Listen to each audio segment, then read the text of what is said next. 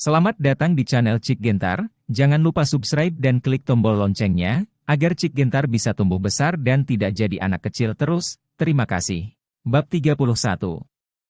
Driver, segera mengemudi. Wanita cantik itu mendesak pengemudi untuk segera mengemudi bahkan tanpa melihat Aurelia Amanda. Sopir taksi mengerti, menginjak pedal gas, dan mobil melaju ke depan dengan cepat. Aurelia Amanda, yang menopang pintu mobil, kehilangan kendali tubuhnya, dan tiba-tiba jatuh ke tanah. Aurelia Amanda, yang memar hidung dan wajah bengkak, bangkit dengan panik, dan taksi pergi, menoleh untuk melihat ke gerbang Shang Pinsuan, meludah keras, wajahnya menjadi terdistorsi, toko lusuh macam apa ini? Ada juga nama keluarga Fred, aku tidak bisa menyelesaikannya denganmu. Setelah mengatakan ini, Aurelia Amanda melihat penjaga keamanan di pintu masuk Shang Pinsuan menatapnya, jadi dia buru-buru pergi dengan kepala tertunduk, ekspresinya seperti anjing yang berduka. Melihat Aurelia Amanda terlempar keluar dari gerbang, suasana hati David Fred akhirnya pulih. Pada saat ini, hotpot Buddha Tiayang dan hidangan lain yang dia pesan dibawa keluar satu demi satu. Jadi David Fred mulai makan lagi. Karena David Fred memegang kartu tertinggi, menurut aturan, dia harus diterima oleh manajemen senior atau manajer umum Shang Pinsuan untuk menunjukkan rasa hormat. Jadi setelah membuang Aurelia Amanda, Yu Rongtai melakukannya tidak pergi, tapi menunggu di samping.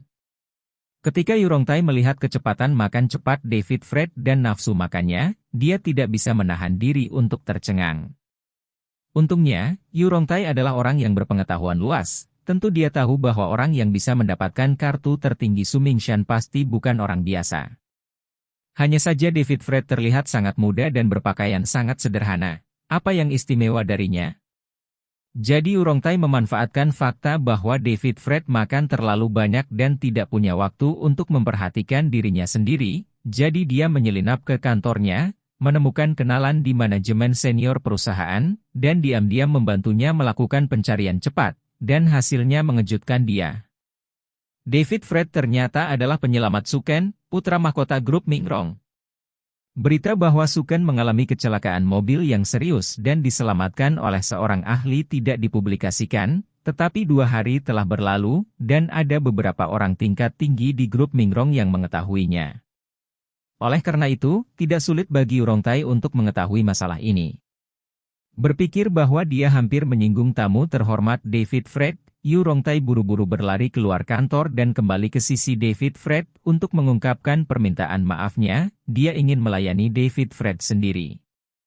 Pada saat ini, David Fred sudah makan lebih dari setengah hidangan di atas meja, dan dia masih terlihat seperti masih belum puas. Melihat hal tersebut, Yu Rongtai segera meminta pendapat David Fred, dan setelah mendapatkan persetujuannya, Yu Rongtai memerintahkan chef untuk memasak lebih dari selusin signature dish untuk David Fred dengan porsi yang lebih besar, dan juga mengirimkan beberapa botol An 99 ur merah yang mahal. David Fred juga tidak sopan kepada Yu Rongtai, dan menerima semua yang dia pesan, karena dia menemukan bahwa hidangan di Shang Pinsuan jauh lebih enak daripada restoran biasa. Namun, setelah menyajikan hidangan, David Fred tidak mulai makan, tetapi meminta Yu Rongtai untuk mengemas semua lusin hidangan, dan dia ingin membawanya pulang, karena akan membutuhkan banyak usaha baginya untuk merebus obat pengeras tubuh. Bahan di malam hari, dan dia akan menghabiskan banyak waktu dalam proses pengerasan tubuh, itu akan menghabiskan banyak kekuatan fisik, jadi dia perlu mengisi kembali energi yang cukup. Selain itu, David Fred juga meminta Yu Rongtai untuk menyiapkan panci sup untuk merebus air garam di hotel. Bagus. Meskipun Yu Rongtai bingung, dia tetap mengikuti permintaan David Fred, tidak hanya membantunya mengemasi piring, tetapi juga meminta koki belakang untuk menyiapkan panci besi besar khusus dengan diameter 120 untuknya. Tak hanya itu, master dapur belakang juga melengkapi panci besi besar ini dengan rak besi khusus dan kompor gas khusus. Untungnya, Shang Pinsuan memiliki latar belakang seperti itu, jika diganti dengan hotel atau restoran biasa lainnya, kecuali dipesan secara khusus, tidak mungkin mendapatkan peralatan seperti itu untuk sementara waktu. Setelah menyiapkan barang-barang ini, Yu Rongtai menemukan kendaraan pengangkut khusus Shang Pinsuan lainnya, dan meminta 2 teknisi di dapur belakang untuk memindahkan peralatan tersebut.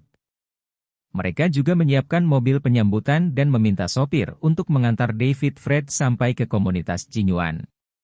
Karena ruang tamu David Fred yang terbatas, dia tidak punya pilihan selain meminta kedua teknisi untuk memindahkan peralatan ke ruang tamu dan membiarkan mereka menginstal dan mendebuk untuknya. Kedua teknisi dengan cepat memasang peralatan dan pergi. David Fred melihat waktu, dan sudah jam 3 sore, jadi dia segera menutup pintu, mengaktifkan peralatan, dan mulai menyeduh bahan obat pengerasan tubuh Ayo.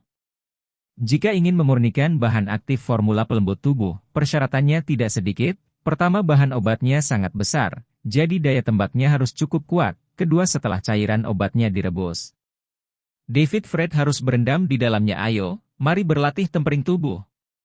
David Fred memasukkan semua bahan obat yang dibeli ke dalam panci besi besar, lalu menambahkan air secukupnya untuk merendamnya, lalu menutup panci, menyalakan kompor gas, dan menyalakan api maksimal untuk memasak. Setelah direbus setidaknya selama 2 jam, bahan obat di dalam panci besi besar mendidih. David Fred mengangkat tutup panci untuk melihatnya, dan menemukan bahwa cairan obat di dalamnya telah berubah menjadi biru keabu-abuan. Jadi David Fred menutup panci lagi, mengecilkan api kompor, dan terus memasak dengan api kecil. Setelah mendidih setidaknya selama 4 jam, David Fred mengangkat tutupnya lagi, dan melihat obatnya cairan berubah menjadi mendidih warna hijau tua juga disertai dengan semburan bau obat yang kuat memenuhi seluruh ruangan. Melihat pemandangan ini, David Fred tahu bahwa formula pendinginan tubuh telah berhasil diseduh. Saat yang lebih kritis telah tiba. Yaitu, David Fred harus masuk ke dalam panci besi besar untuk melatih pengerasan tubuh. Hanya dengan melakukan itu dia dapat menyerap bahan aktif dalam cairan obat secara maksimal. Jadi David Fred melepas pakaian di tubuhnya dan hanya mengenakan celana dalam. Bersihkan. Kelihatannya sangat menakutkan. Tapi aku ingin merebus diriku sendiri di dalam panci besi. Melihat panci besar berisi cairan obat yang mendidih, David Fred gugup. Dia menelan ludah, lalu menggertakkan giginya, berjuang. Setelah mengatakan ini, David Fred mengangkat kakinya dan melangkah masuk. Rasa panas yang tak terlukiskan menyelimuti tubuh David Fred dalam sekejap. Wow! Ini terlalu panas.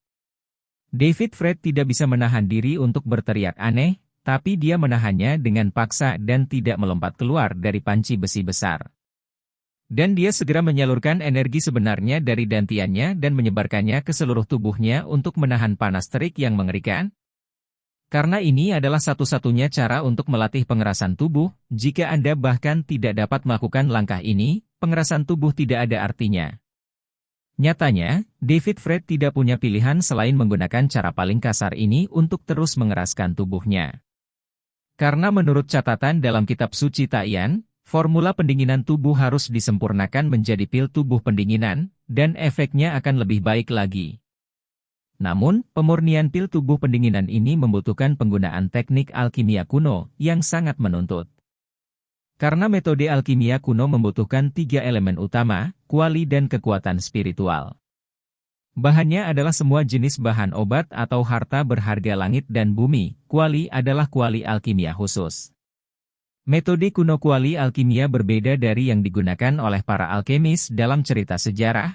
Tidak hanya persyaratan bahan yang sangat tinggi, tetapi juga ruang dalam dan lapisan luar kuali diukir dengan jimat roh api sesuai dengan prinsip yin dan yang dan 5 elemen. Fungsi jimat roh api adalah untuk mengubah daya tembak di tungku kuali menjadi api terbuka dan api yin sesuai dengan persyaratan ahli alkimia, dan bahkan memurnikan api asli 3 rasa yang langka. Kekuatan spiritual juga merupakan bagian penting.